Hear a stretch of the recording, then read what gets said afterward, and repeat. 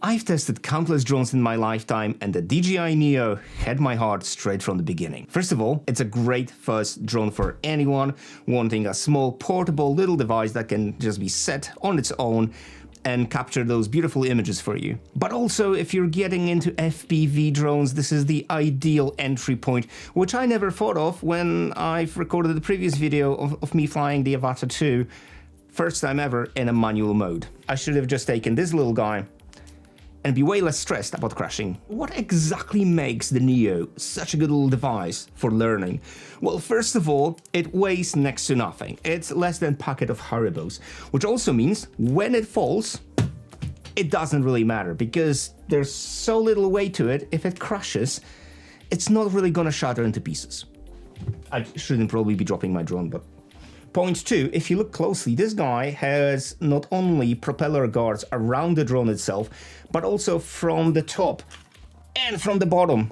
That means that if it's gonna crash into anything, those props are not gonna get shattered.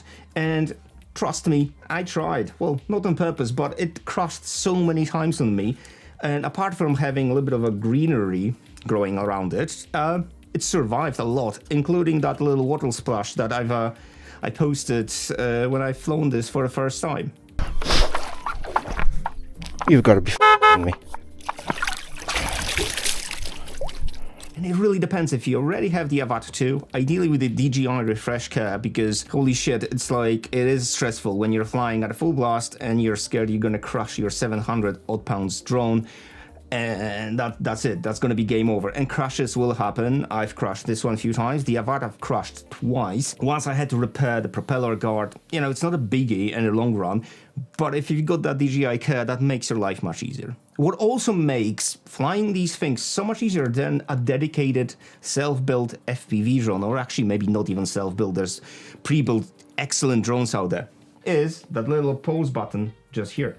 So that means if you're in a shitter and the drone's going upside down or it starts falling down, all you have to do is smash that button and it will just even itself out. And it will hover and wait for you to switch back to manual mode again. It saved my bacon so many times, both with the Neo and especially with the Avata 2. Oh my goodness, your heart goes into your throat when that happens. The another great thing about the DJI Neo is that for $149, you're getting a built-in storage, which is crucial because the amount of times I forgot my SD card on the day is legendary. And the criticism about the battery in this thing, I mean, okay, well, you compare it to Mavic 2 or the Avata 2 or, you know, Mavic 4 that just came out, yeah, it's shit because it's like 12 minutes in a perfect wind conditions. If it's a little bit windy or cold, you're getting down to about maybe 8. And if you're flying in FPV mode, I get about 6 minutes in this cold weather here that you can see just, you know, me zooming around. But compared to your standard FPV drone that you would buy as a non-DJI drone that's made for people who do some crazy stuff, you're getting about 3 minutes. This little dude gives you 6 in the really shit conditions. I would say 8 if you're flying reasonably. For comparison, the Avata 2 survived about 6.5 minutes of flying in manual mode and pretty much smashing it at full speed, as you can see here. And just to reassure you, I buy these things with my own money. This is not sponsored by DJI in any way, shape or form. I just like their gear because it just works. That's the other thing. It just connects to everything you've got.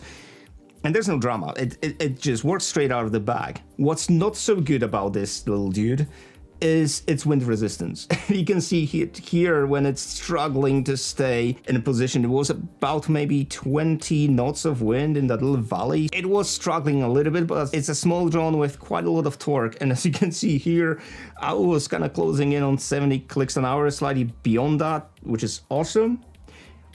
However, that agility can play against you as well. This is twitchy, as in we're talking really, really twitchy. If you're flying Avata, you can feel that you're flying something bigger. It's like flying a stunt plane versus flying a 737. Even though the Avata is still very nimble, still does crazy stuff, you can do acro and all this kind of shit.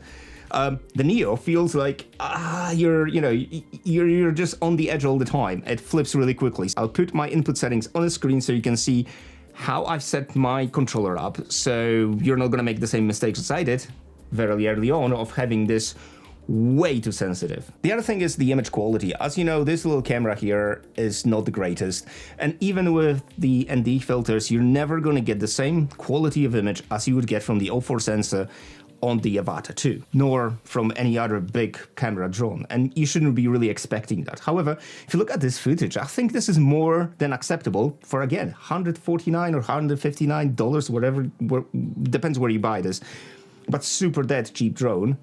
It's pretty remarkable that I've managed to put all this tech into this little dude. It works both the RC3 but also the motion controller. If you get a motion controller in a package with something else, that's cool. I personally wouldn't buy one as a separate add-on.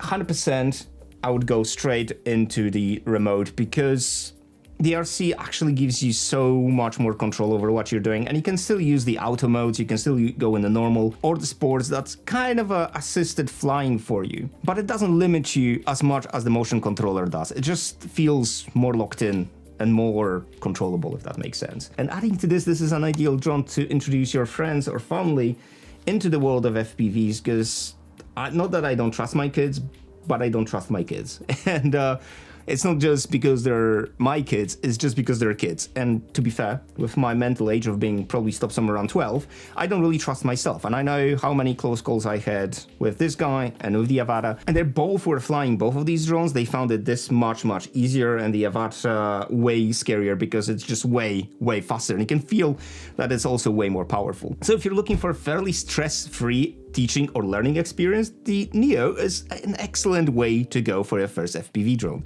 or even as an additional drone in your backpack if you already have the Avata 2, because it's $149 versus crushing your $700 drone, you know, weighing up the pros and cons. Let me know what you think about the DJI Neo in the comments, but I'll also make a beginner's friendly video of how to start flying FPV with the DJI Neo and the RC3 controller.